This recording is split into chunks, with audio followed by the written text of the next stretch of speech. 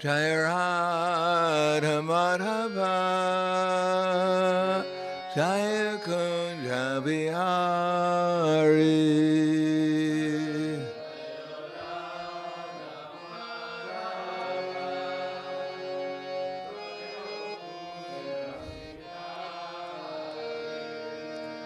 Jaya Radha Madhava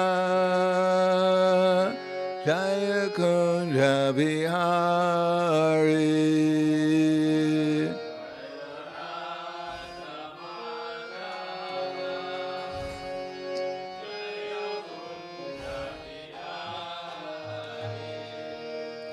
Gopijana Vallabha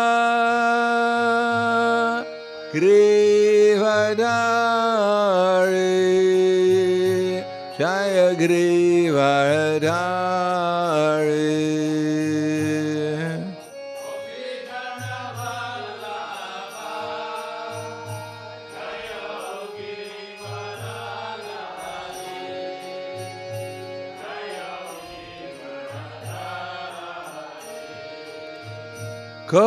Gopijana Vallabha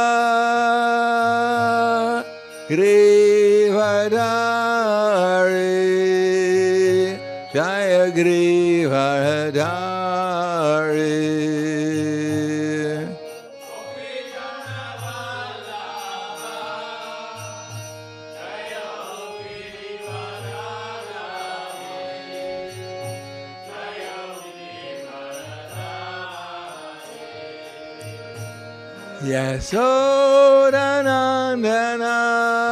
Yasodhanandana Radha Dhanaranjana Jaya Radha Dhanaranjana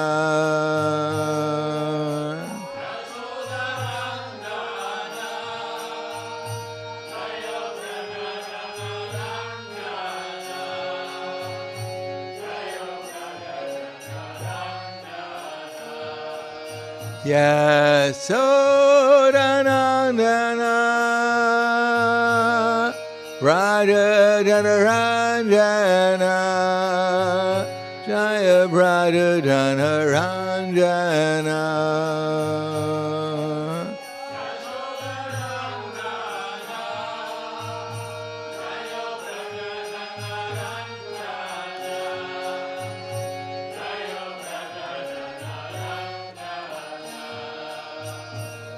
Yamuna Tiravarachari Jaya Kunja Bihari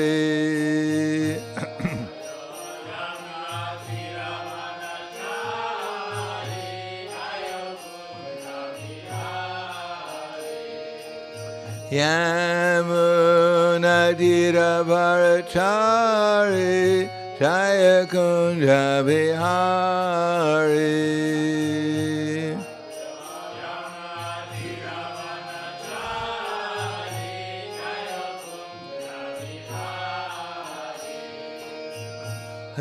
Radha Madhava Jaya Kunja Bihari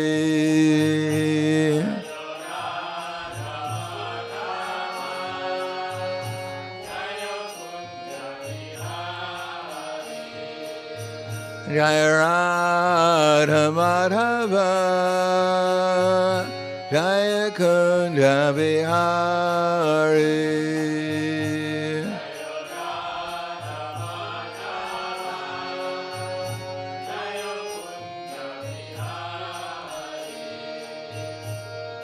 Gopijana Vallabha Grivadari Jaya Grivadari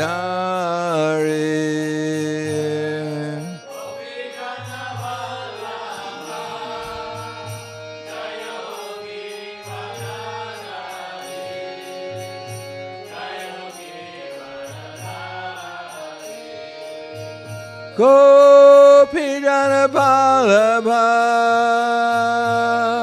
Grivadari Jaya Grivadari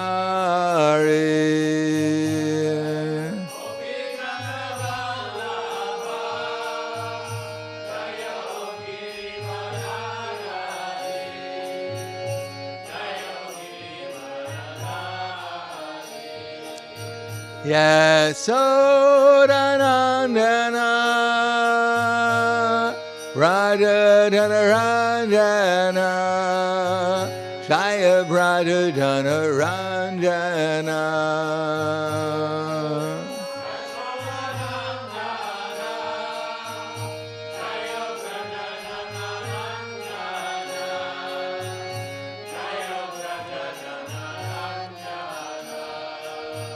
Yasodanandana Radha-dhana-ranjana Jaya Radha-dhana-ranjana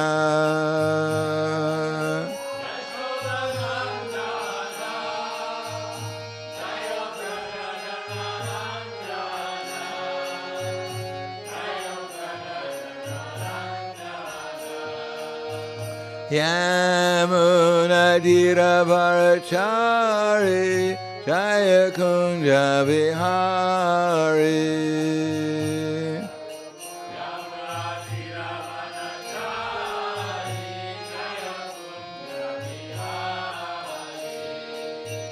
Yamunadiravarachari Jaya Kunja Vihari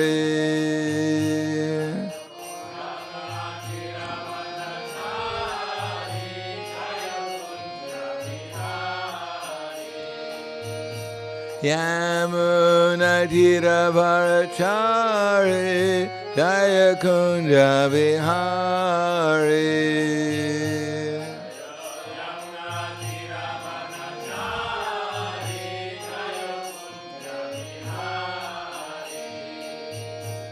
Radha Madhava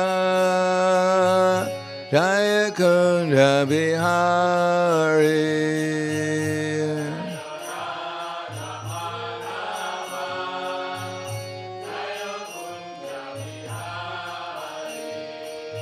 Jaya Radha Madhava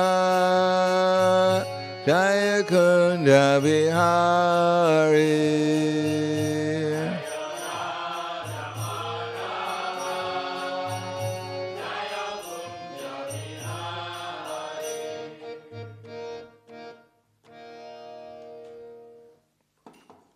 Jayam Vishnupad Paramhangsa Paravarakacharya Asadhara Sadushi Shiman His Divine Grace Shalasi Bhaktivedanta Smaraj Srila Prabhupada Ki Jai Gaur Premanande Hariva Slava Zarani Bhakta Slava Shri Guru Shri Grangi Namo Vishnu Vidaya Krishna Prasthaya Bhute Srimate Bhaktivedanta Swami Tanamane Namaste Saraswati Deve Gauravani Vicharane Nirvishesha Srinivadi Paskadyade Sadharana Om Agana Tivarandasya Gananjana Salakaya Chaksur Militam Yena Tasmai Shri Gurave Namaha Shri Chaitanya Manobishtam Stapitam Yena Bhutle Swayam Rupa Kadamayam Tadati Swapadantikam Pandeham Shigaro Shiyuta Parakamalam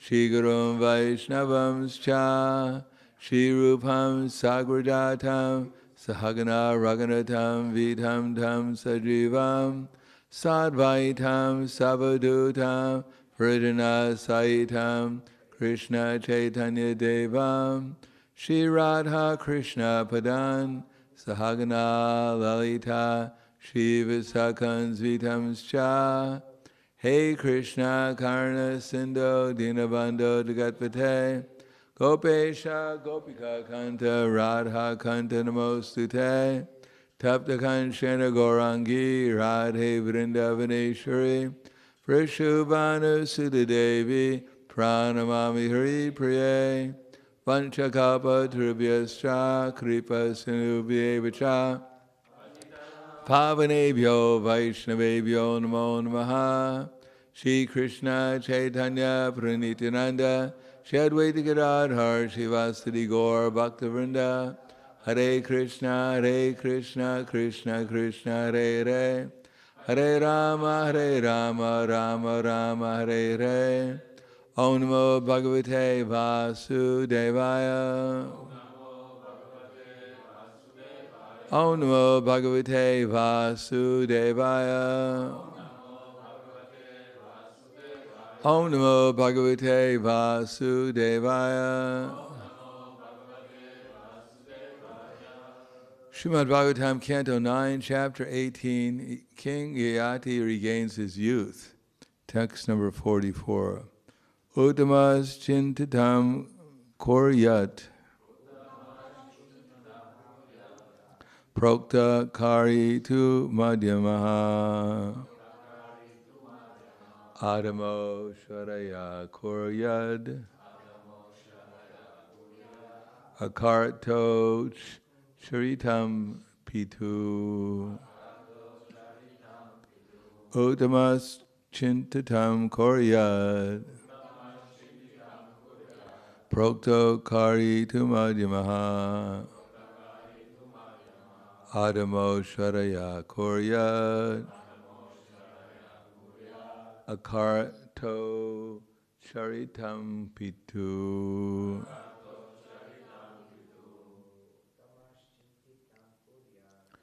Satma Sintitam Koryat Proktakari Tamadhyamaha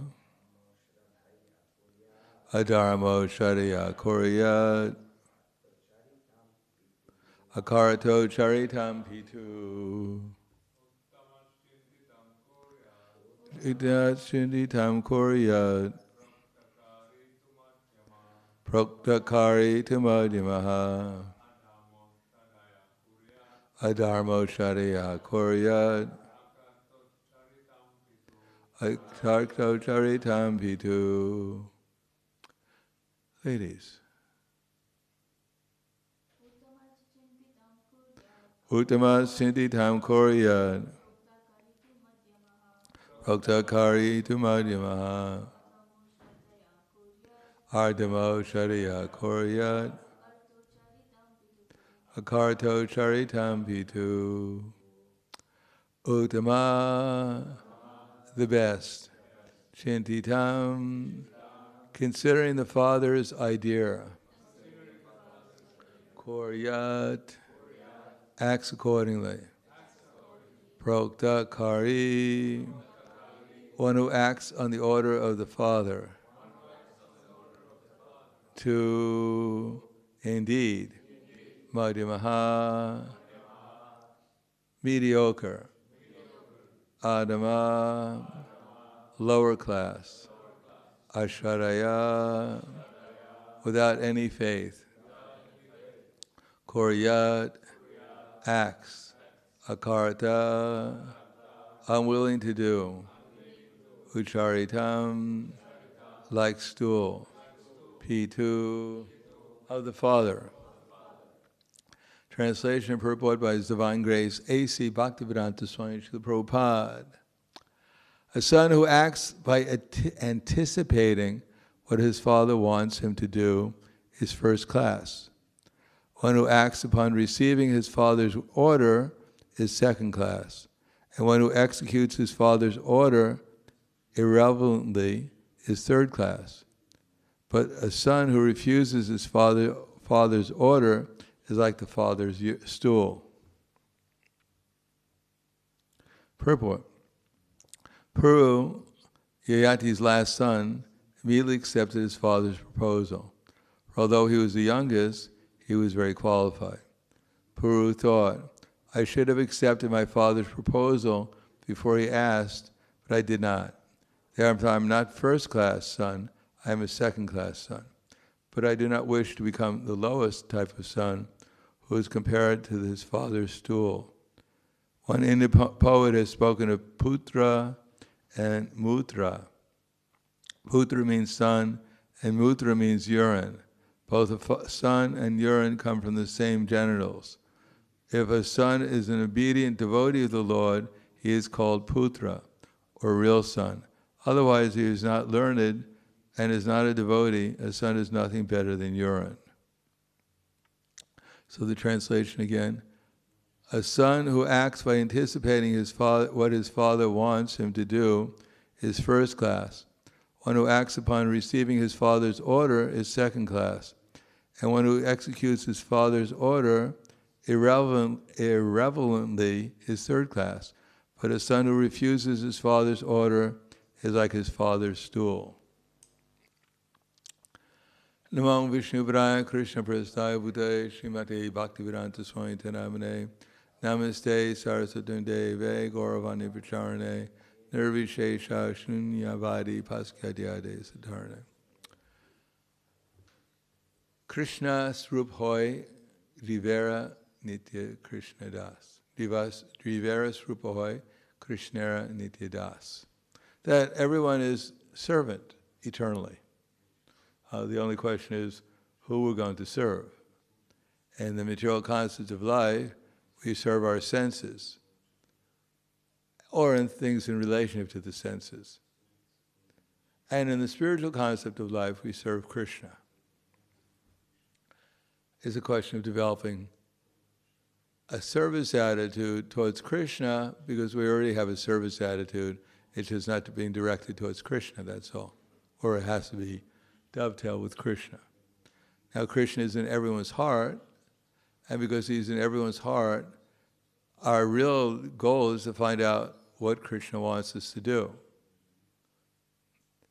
Now, a first-class devotee, he can speak to Krishna directly. Or he knows, even without Krishna telling him, he knows in every way what Krishna wants. But at least Krishna says Krishna is in the heart, the Dami Buddhi Yogam Tam, and he gives intelligence. Or he speaks to the devotee directly, so that the devotee knows exactly what Krishna wants.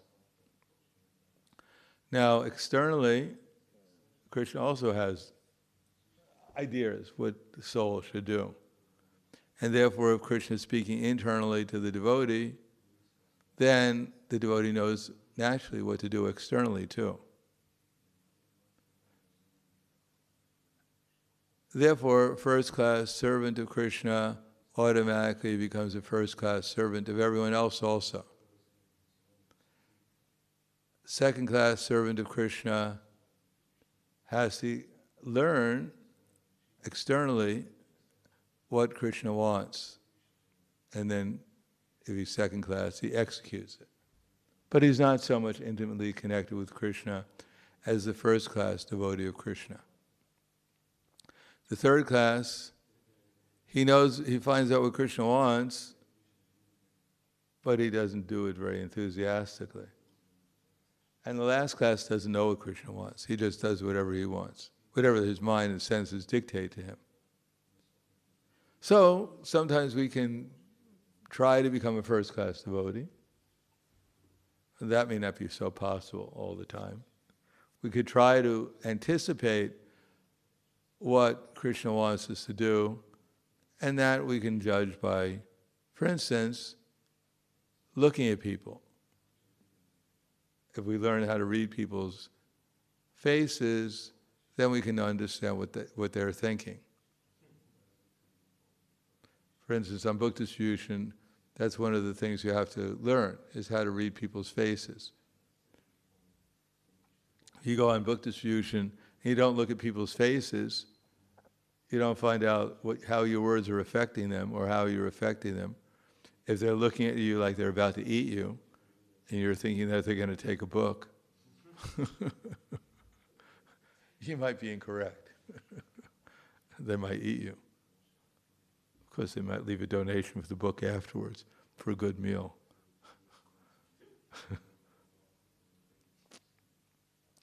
That people display their minds through their faces, and therefore even on the spiritual platform, just like in the book called Vilapa Kushamanjali, that Raghunath Das Goswami, in his eternal form as Rati Manjari, sometimes in her service to Krishna, she sees Srimati Radharani internally in her pastimes with Krishna just by reading her face and all the transformations that she goes through.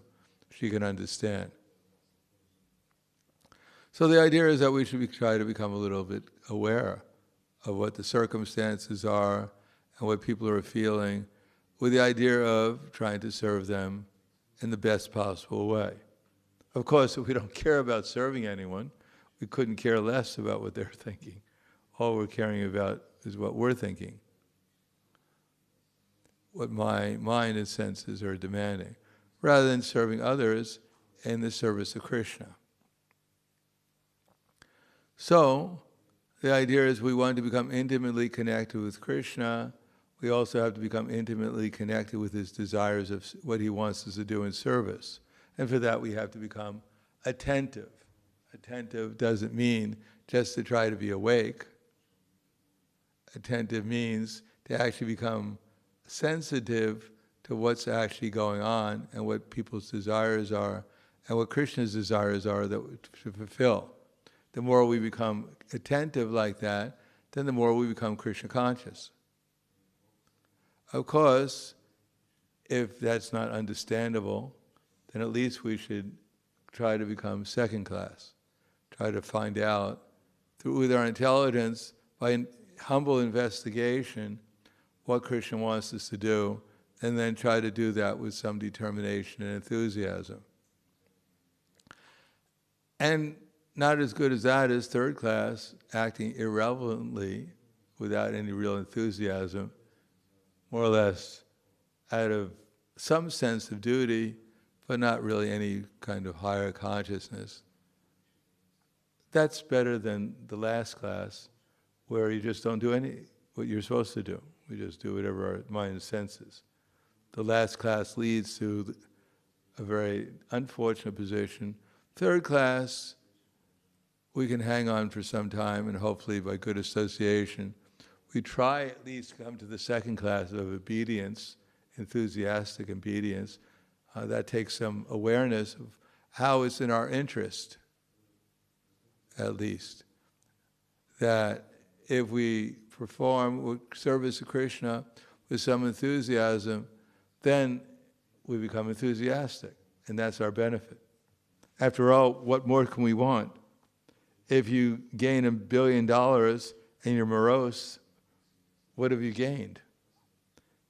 And if someone gives you a lollipop and you're enthusiastic about it, then you enjoy the lollipop, you enjoy your enthusiasm.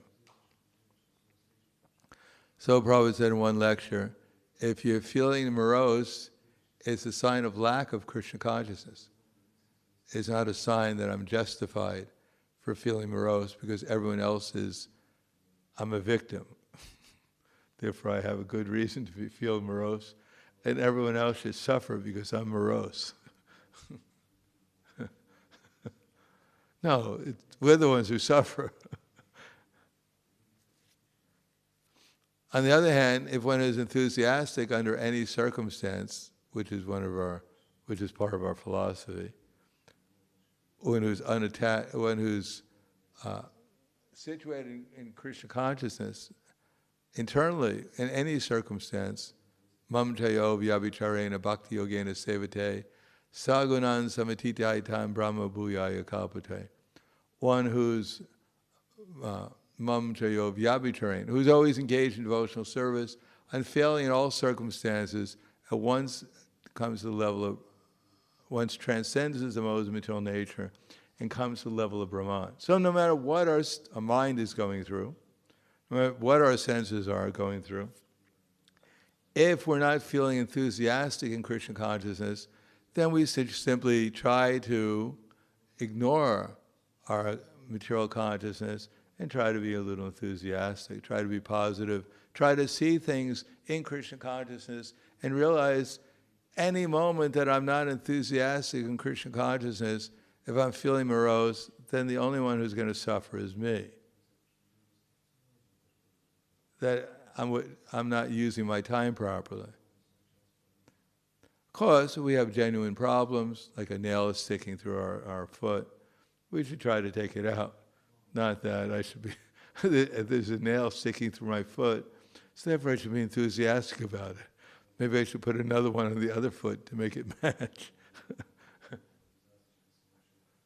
No, we should try to be reasonable, but if we actually transcend the modes of material nature, even these things won't disturb us. We do what's necessary. Just like a car may not work, it may stop functioning, but we don't fall in the street screaming, "My car is dead." No, we do what's necessary to fix it. We take it to the mechanic, find out what's wrong, replace the missing part, and try to get it working again. And if it stops working, then we'll get another car. But we don't fall down on our car screaming, "Oh, my car, it doesn't work. The end of the world is coming." No, eventually the car won't work. It's how the material nature works. And in the meantime, we should take care of it, and at the same time try to have a sense of Krishna consciousness. Try to understand that everything is ultimately beneficial for us. If we have great opportunities, as Krishna says,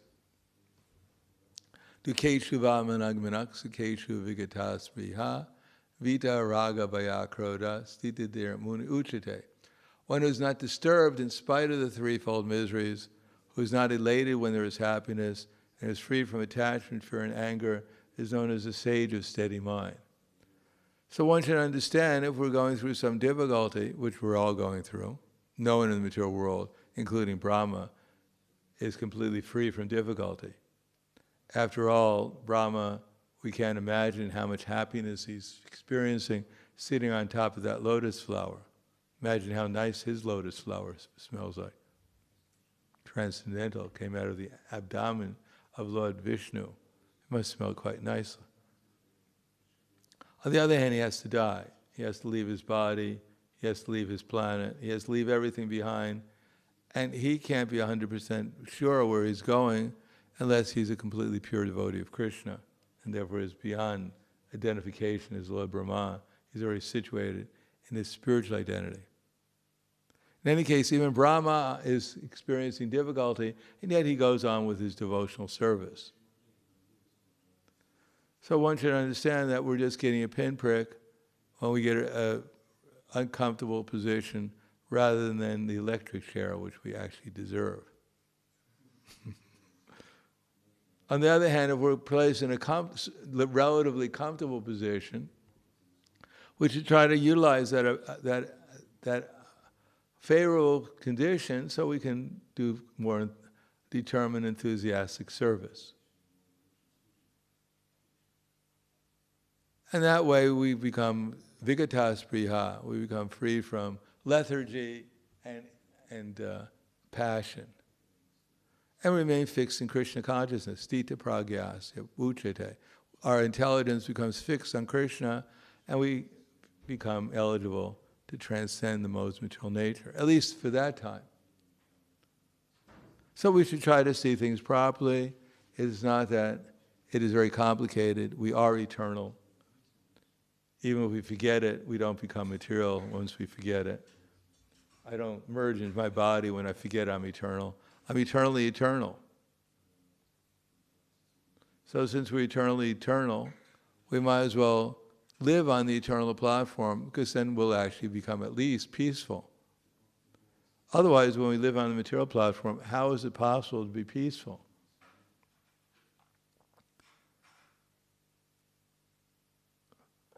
Because this material world is not meant to be a peaceful place. Krishna never created it so the souls can come here and have a peaceful time. No one in the material world is possible to be peaceful. And if we're not peaceful, according to Bhagavad Gita, how can we be happy? If you're given fabulous prasadam, just exactly what you want that day, but tomorrow, the next day, your head's going to be cut off. Probably you'll lose our appetite.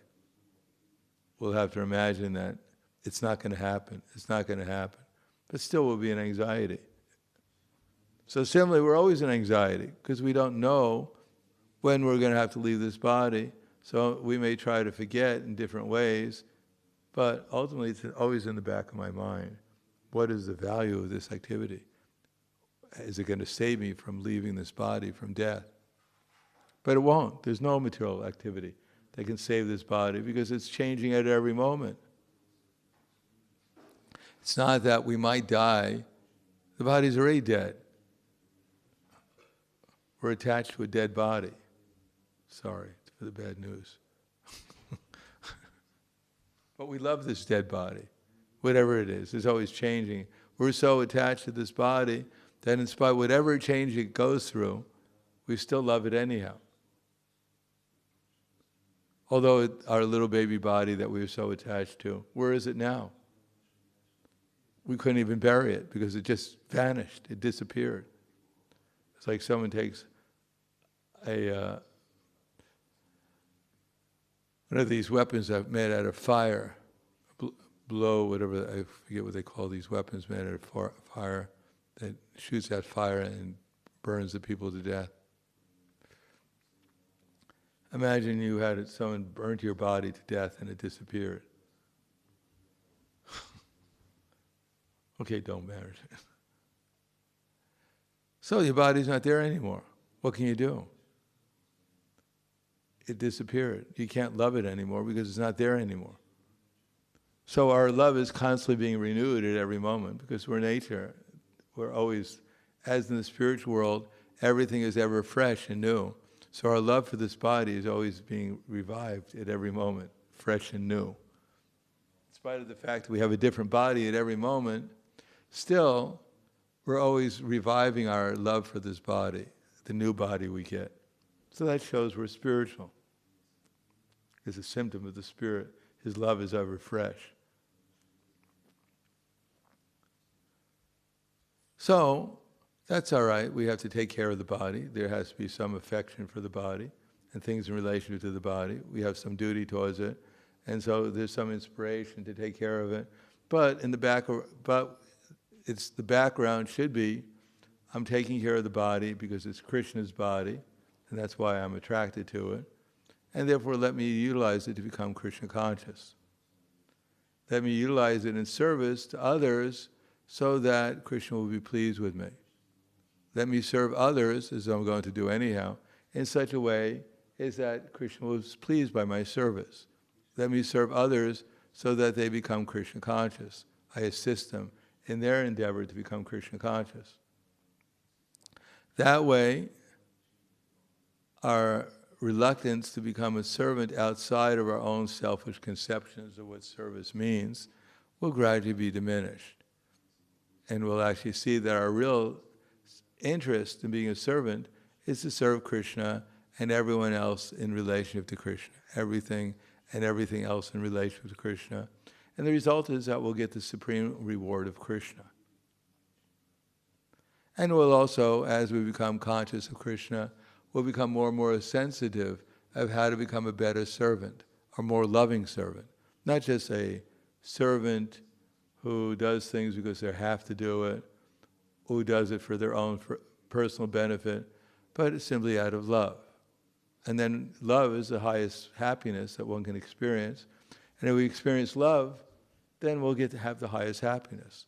But we have to be willing to develop love for Krishna and love for everyone else. Then we can experience the highest happiness. Otherwise, we'll be stuck on some material platform, trying to be happy on something less than spiritual happiness, which is not possible. So I'll stop there. Thank you. Any questions? Yes.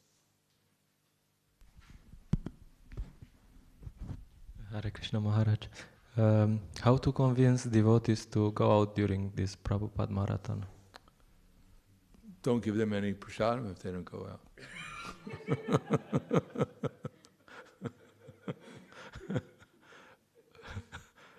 That's very convincing. How to convince them? Well, be enthusiastic. How else are you going to? If you're going to be in charge and try to be enthusiastic, that's the best thing you can do. Not, hey, you got to go out, or else you're going to starve. Oh no, please. I'm hungry. I'm tired. You got to go out. There's no other way. Do you want to sleep tonight? You want heat in your room? Go. Get out of here. Go out and spread love of God, or else you're done, you're finished. No, if we're enthusiastic, how wonderful. If we're actually experiencing happiness from the service, then naturally others will be attracted to experience some happiness also in that service as a great opportunity. Even if we're not ecstatically feeling ecstasy from that service, at least we should intellectually try to convey the desirability and then leave it up to Yatechasi Tataguru. To a certain extent, devotees have to voluntarily do their service. Otherwise, it won't be very good service. At least, even if they don't do it, they do it reluctantly, or still it's better than being forced to do it. Go out. No.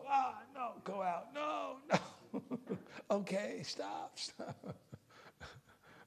Oh, you broke my arm. I can't go out. Sorry.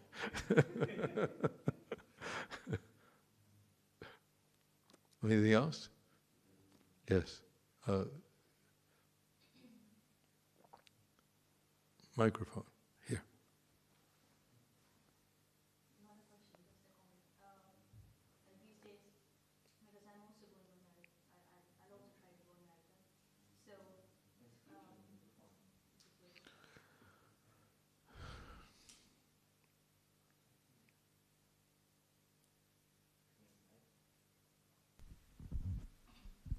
I'll also try to go on marathon. So these days when I'm going out, I'm just trying to make my body ready because it's so cold.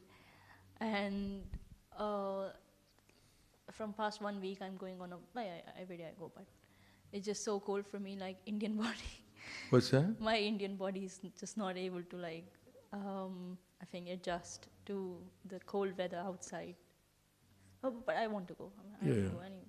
Well, I've been in Delhi in the winter. Yeah, it's not like this. No? Oh, it's definitely not like this.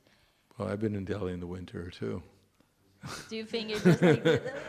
Oh yeah, there was no heat in the buildings sometimes. Very little heat. So there was no relief from the cold. But here you can put on extra clothing.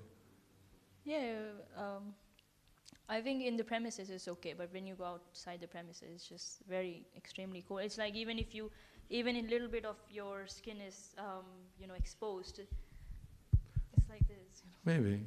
You probably get used to it. No. As long as you don't think, oh, my skin, it's cold, it's cold. What's the... Excuse me, what do you have in your hand? No, my skin, it's cold. No, yeah. It may take some time to get. Sometimes I've been on marathons in England where I just had a thin coat on and the wind just went through your coat. It was so cold, it was incredible. That was practically intolerable. But I've been in minus 30 degrees doing the marathon outside in a Santa Claus uniform. And, even that sometimes is tolerable. Yesterday I went just for a walk and, just because I want to sort of make my body a little bit ready for it, And at one point, although I had all the warm clothes, and then at one point I was literally shivering. I was just standing like this, and I actually wanted to call them and say, "Can you come and pick me up?"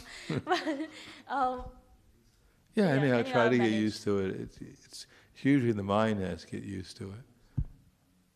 But if you're just going out trying to get your body used to it, your body may not appreciate that. You don't what are you doing? But if you go out and you actually distribute some books or two, and then you get enthusiastic, then once you distribute the books, then you don't want to come back. I think I'll be all right. Anything else? Hvala, Grantaraj Srimad Bhagavatam ki jai, Srila Prabhupada ki jai, Gaur Premanande.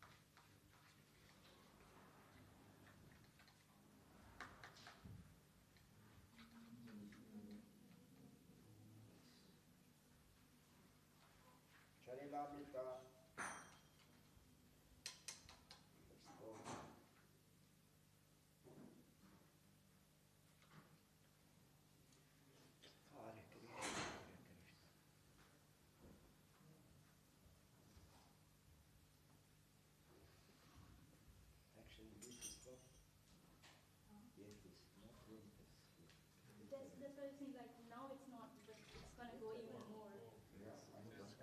Yeah. And I'm thinking, also it's gonna be snow on 28th or 29th.